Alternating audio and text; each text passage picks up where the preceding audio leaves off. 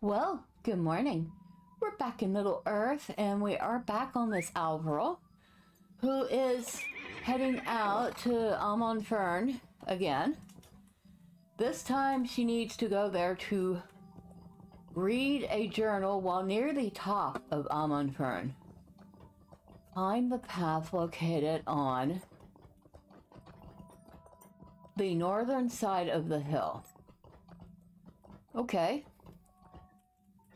Probably not the proper way to get there, but hey, it works. On the northern side of the hill. Well, we're coming at this from the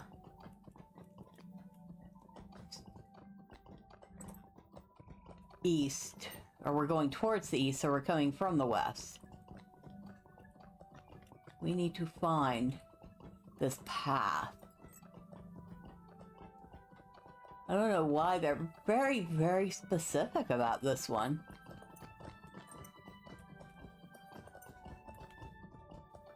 Let's see, where is this path anyway? I don't see it. We really don't see it. Northern side of the hill is this way though.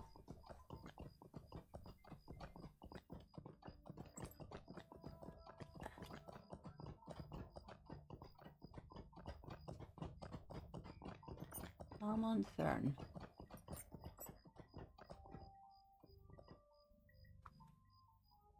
Ah. There's a ghost down here. Oh, maybe that's why they want us to go this way. Who knows?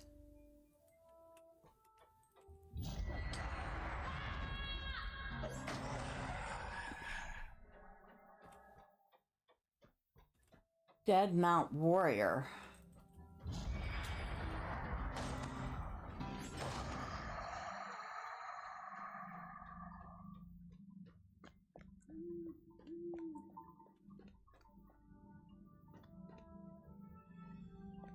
A lot of dead down there.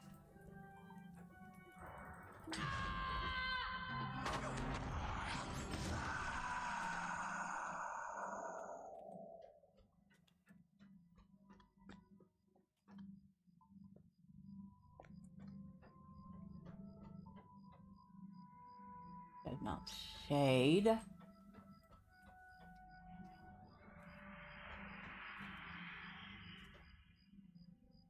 Over there.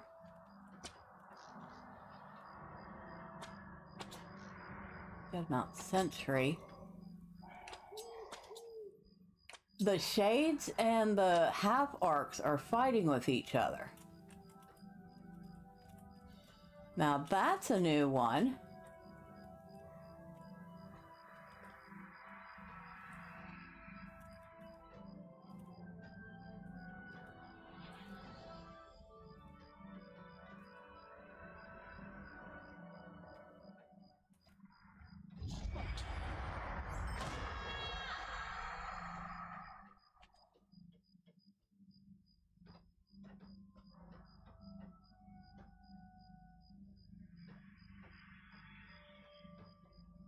Oh, hello. How are you?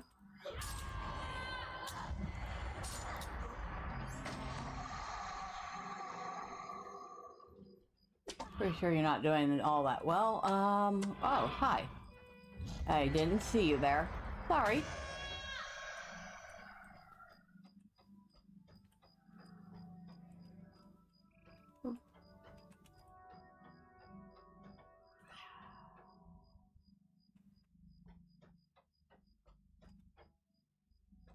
Oh, I see Maneldera over there. Which means we are in the right spot. This appears to be the location about which Narndir wrote.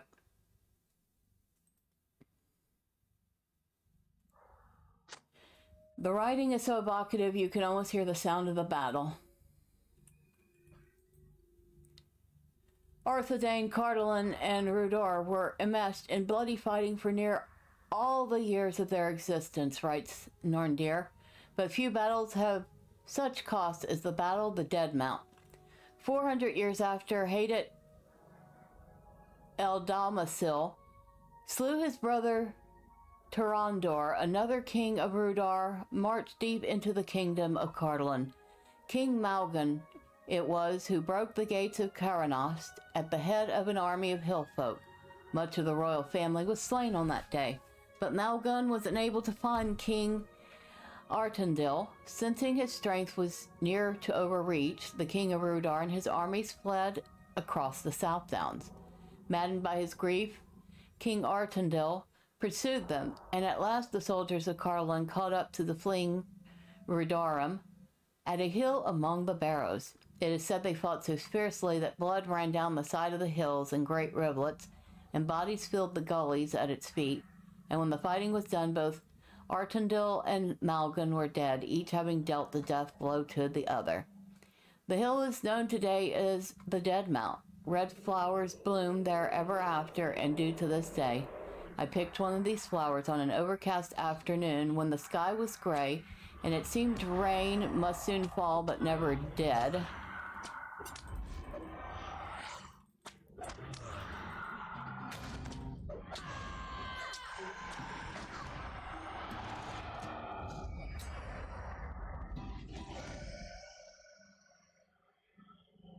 I enclose the flower within my journal. It will be a reminder to me that there can be beauty even in sadness. A faded red blossom is tucked between two leaves of Narndir's journal, and it crinkles as you turn the page.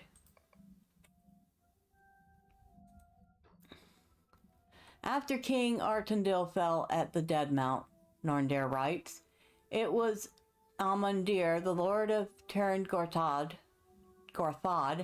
and keeper of the barrows, who rallied what remained of the Cardoladrum host. Crying the king's name as he charged, Amandir rode down the fleeing men of Rudar. The son of Malgan was captured and later ransomed, and a costly peace between the kingdoms was purchased. The crown of Cardolan was offered to Amandir then, but he refused it. He would not name himself king, and instead he took the title of prince. He would rule from Dol or Nil, his own keep in Tern Gorthad. The primacy of Cardolan waned, and Elendil's line now only held true in Arthedain.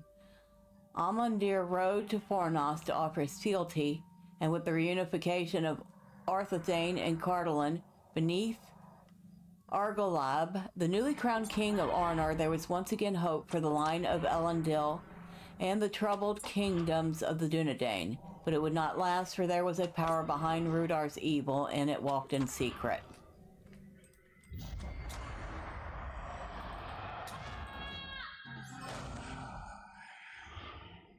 Read the journal while in the southeastern reaches of Tern Gorthad. And where is that? Way over there. Okay.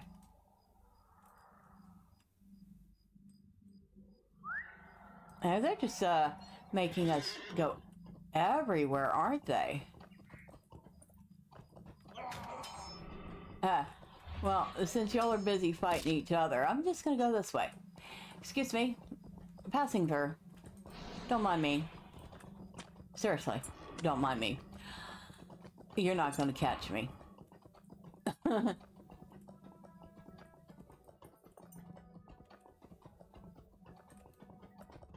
Well, that was about the most interrupted bit of reading I've done in a while. Oh, looks like, yeah, that shade just got beaten by a half-orc. That's funny. I'm finding it very amusing that these guys are fighting each other.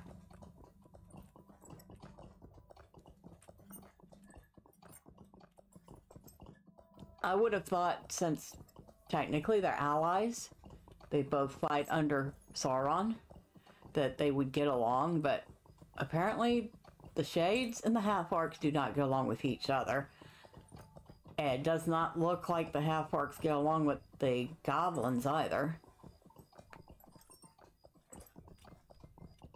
In fact, I'm pretty sure the half-orcs don't get along with the full orcs. So, they're not liked by much anybody, are they?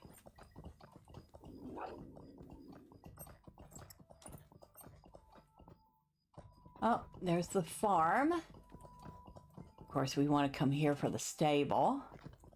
And what is the closest location?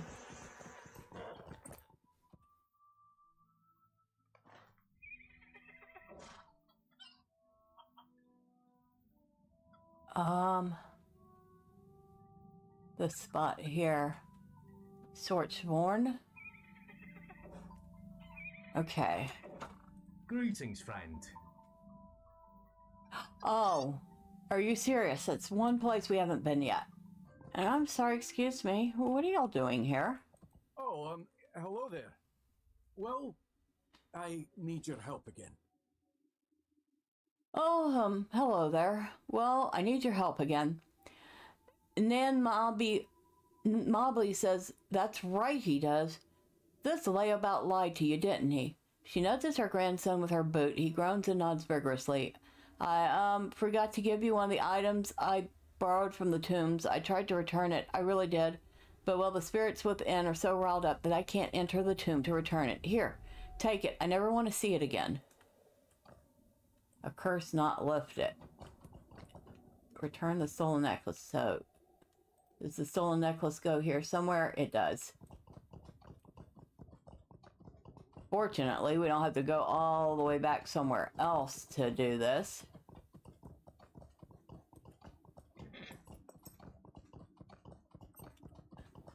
This looks like...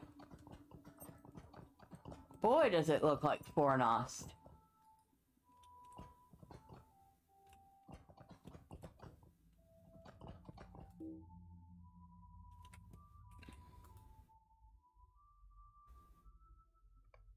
You feel a lessening of dread as you gently replace the necklace.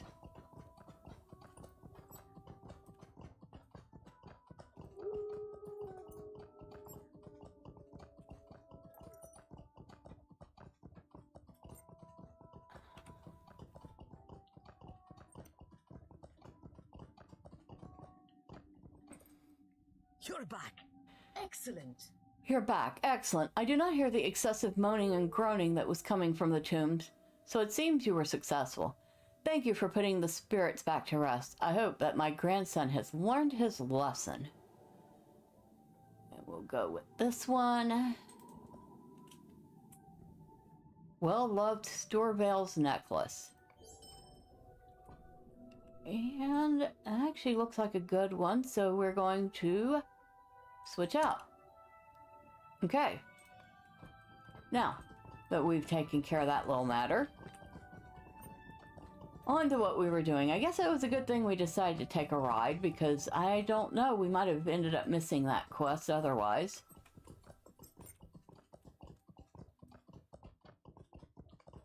This appears to be the location about which Narndir wrote.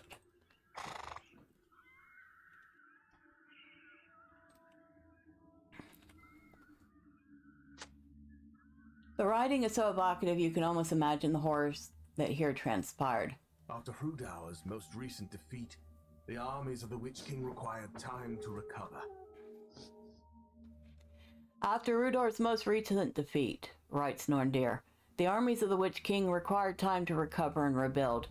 During that time, their evil master turned to sorcery to bedevil his enemies. In secret, he came to the barrows and walked amongst them, whispering to the dead. Unknown to those living nearby, long-buried lords and kings stirred in their tombs, infested with fell spirits out of Angmar's darkest pits. At the Witch King's bidding, they emerged, legions of the dead moving silently through the fog, preying on any who strayed too near.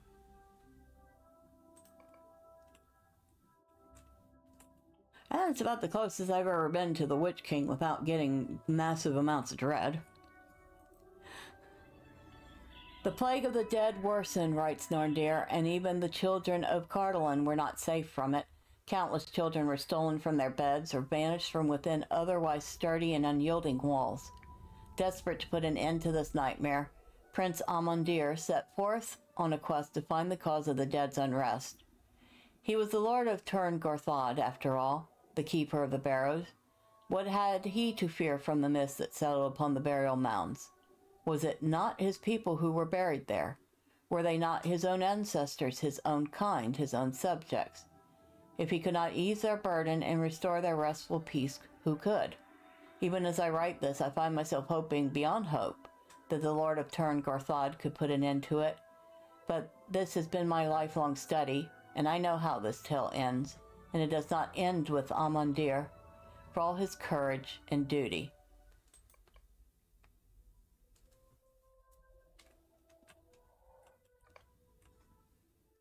Prince Amandir disappeared among the barrow. He was never seen again.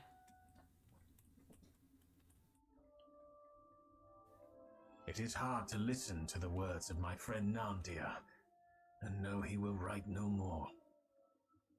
It is hard to listen to the words of my friend Narndir, and know he will write no more.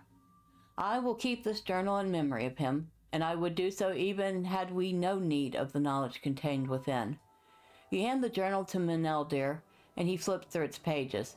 Was never seen again, he reads, and turns the page. He looks up at you, puzzled. What happened to the rest of Narndir's account?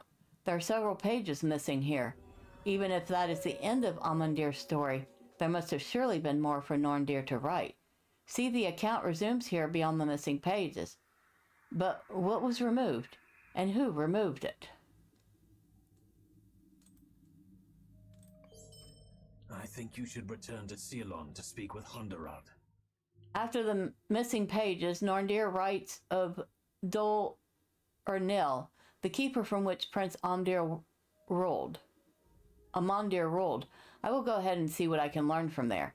But I think you should return to Ceylon and speak with Hondarad. He knew the location where Narndir kept this journal. Perhaps he will know why some of the pages were removed. If you solve that mystery, I will meet up with you again outside Dol Ernil. Alright, so we have a mystery to solve. We also have some nice new gear, which we are going to put on, because every little bit of XP counts. And before we do anything else, how far are we from... We're going to go grab that stable, because it's a lot easier to grab that stable and then stable back to Ceylon than it is to... I'm trying to figure out how to get there by other means. And you just stay over there. I am in a hurry, and I have no desire to fight you right now. Okay, we're going up the right road.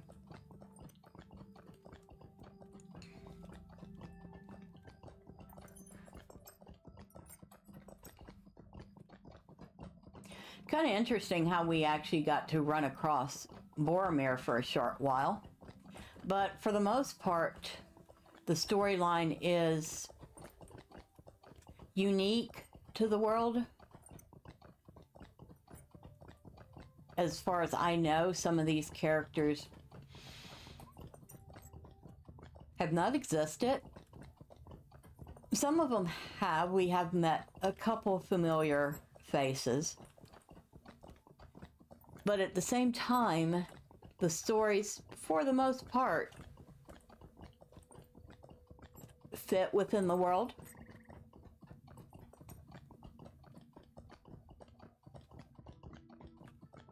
Of course, that's always a good thing. Because if you're going to create stories in a pre-existing world, you definitely want them to feel like they're part of that world. Well, we must be very close to this. And I swear, all these little bits here, they do remind me a lot of Fornost. Are we close to Fornost? Close to Breland, because there's Breland right there. So Fornost is like way, way far away. It just looks similar.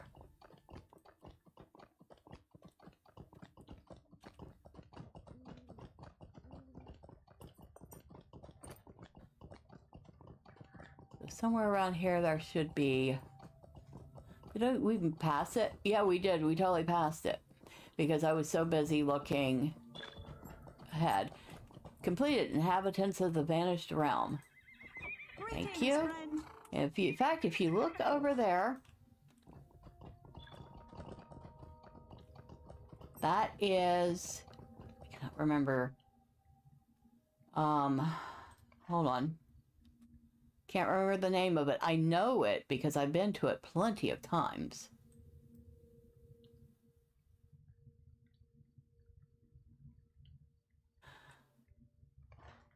I can't remember the name of this fortress.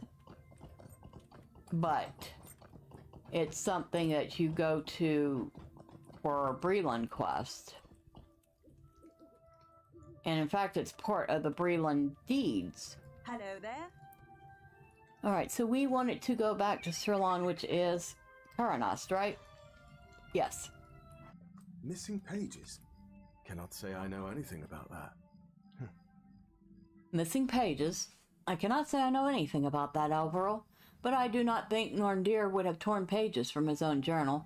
Someone else must have removed them, although I cannot guess why such a one would return the journal to its hiding place. Handarod rubs the side of his face, thinking deeply. There was one day I spoke with Narndir and marked that he acted quite strangely. However, I encountered him on the Greenway, not far from the lone square ruin that stands beside the road to the northwest of Herne. Now that I think on it, his manner was quite peculiar, and it seemed he was not his usual self. What did he say? He said something strange to me, but I cannot remember it. If he did remove pages from his journal, which was not like him at all, that is the only day on which I would believe it. I wish I could remember what he said, but perhaps it will come to me. You should search that square ruin beside the road in Reddymore. Maybe you will find something to shed light upon this mystery. And how far away is this? All that way? Are you serious? Alright, so we're going to stable back to Herne, and then right over here...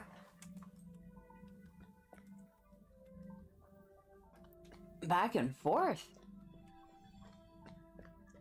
Not as bad as some quests in the game. There are, well, the Angmor quest chain will take you all over Middle-earth.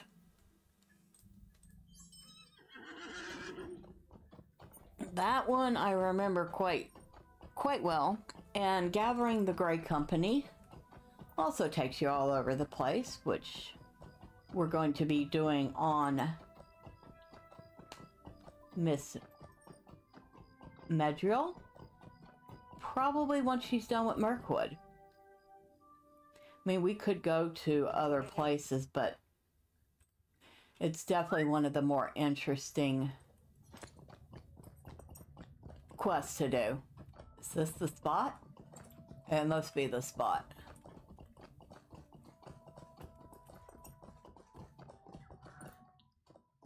Oh, we might as well kill this thief while we're looking.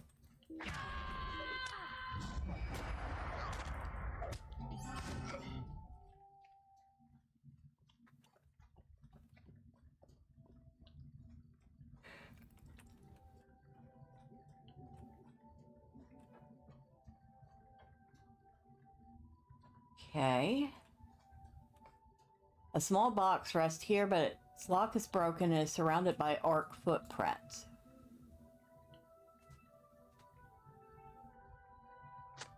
The wooden box is empty, already ransacked of its contents by orcs, half-orcs, or goblins. Collect the missing pages of the journal from orcs, half-orcs, or goblins in the South Downs or Ruddymore. Are we serious? I guess we are. We're very serious. Alright. Of course it's raining right now. It's like... every game I play in has some sort of rainstorm. Small Land, Valheim, Lotro. I'm trying to think if it's ever rained in Guild Wars 2. I don't think so.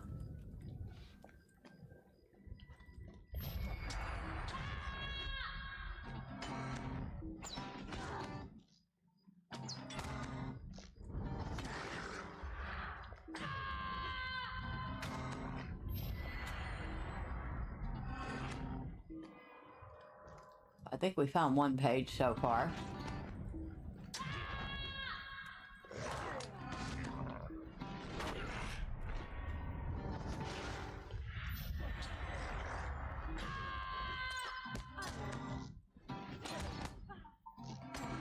Found 3.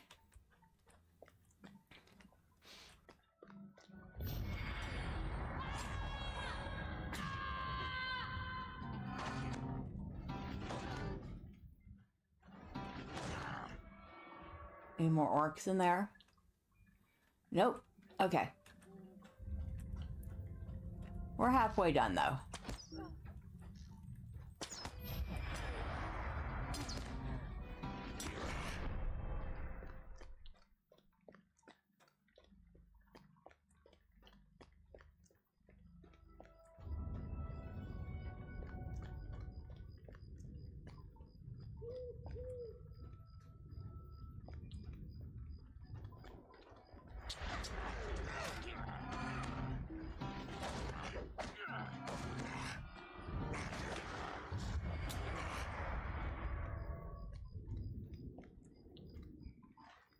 Okay, I should still be able to find more here. Sometimes it'll give you only a certain number at one place and then make you go to another. Nope, that's not the case here.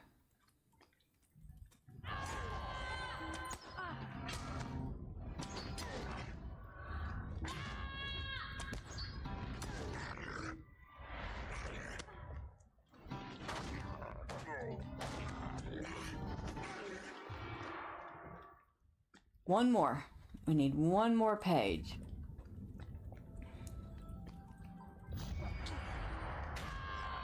Got it. Reassemble the journal at the table at Skurlock Farm. Okay, now this is getting a little silly. Make us go here, there, and somewhere else. Why can't we reassemble the pages right here at Karanost? Alright, so we are back at Skurlock Farm. A suitable sorting place. I'm sure we could have found a suitable sorting place in a lot of places. Sorting papers.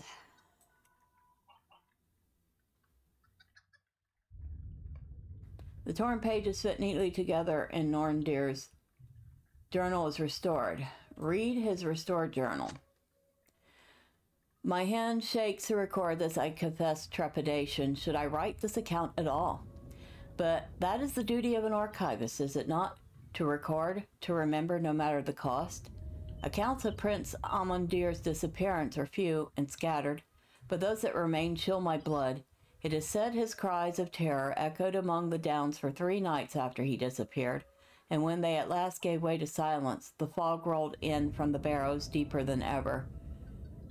3 sons Amandir had when he died, and the curse that came to fall upon them could not be escaped. One of the dead, a pale shade who appeared as a man-shaped darkness in the fog. Its eyes glowed a cold, blank white, appeared several decades after Amandir's disappearance. It seemed intent on hunting them, stalking and slaying them one by one. First, Aman Hathal, eldest son of Amandir, was found slain, but that was not the worst. Someone had garbed him in white, and he lay before a barrow gate in the downs after becoming separated from his companions in the evening. His face was shriveled, as though he had aged 100 years in a single night. Scarcely 2 years later, his brother, Thanodon, met an identical fate, though in his case he disappeared from Dol Urnil itself. Men whispered that it was a grave fear that haunted the children of Cardolan, and if even the sons of vanished Prince Amandir were not protected from it, who could claim safety for any?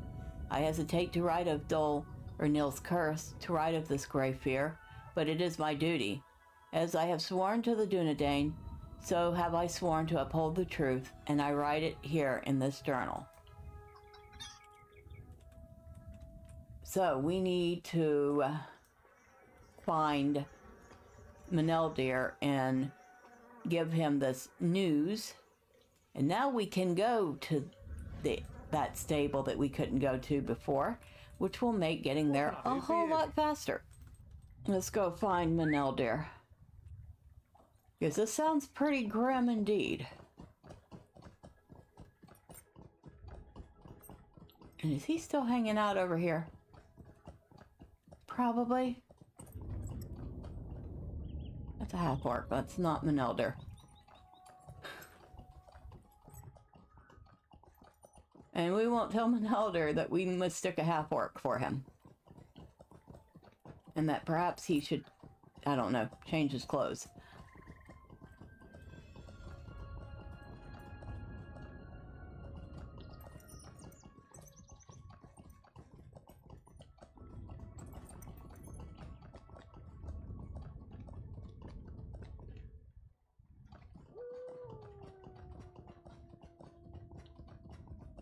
Well, this is a...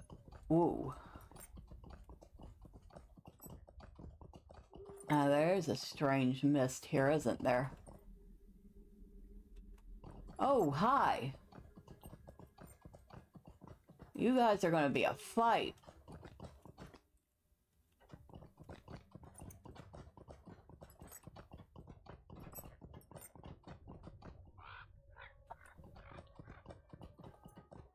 Okay, where is Narndir? Dude, you aren't in there, are you? Yes, you are. Okay.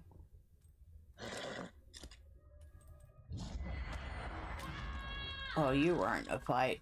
You were easy.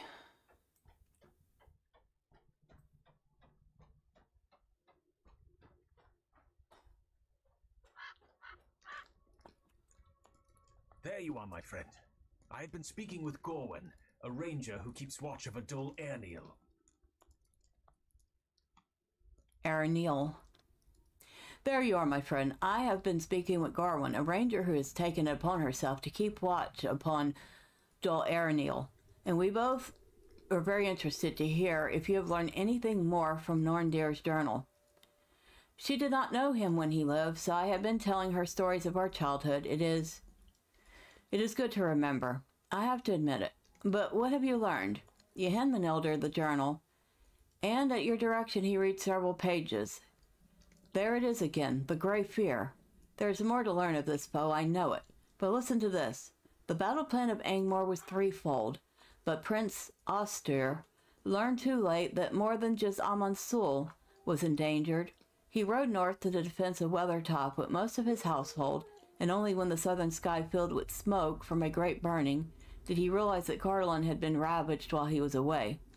He fought the battle of Weathertop through eyes blurry with tears, and only when it was done did his king give him permission to return.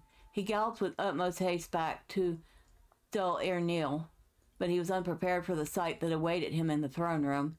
These pages speak of the throne room of Dol Erniel. That is where you should read the rest of the account, Alvaro. Gorwin tells me the throne room is north of here and up several flights of stairs. Wow, once again, the story takes a very dark turn. And we are going to continue it next time. But until then, bye for now.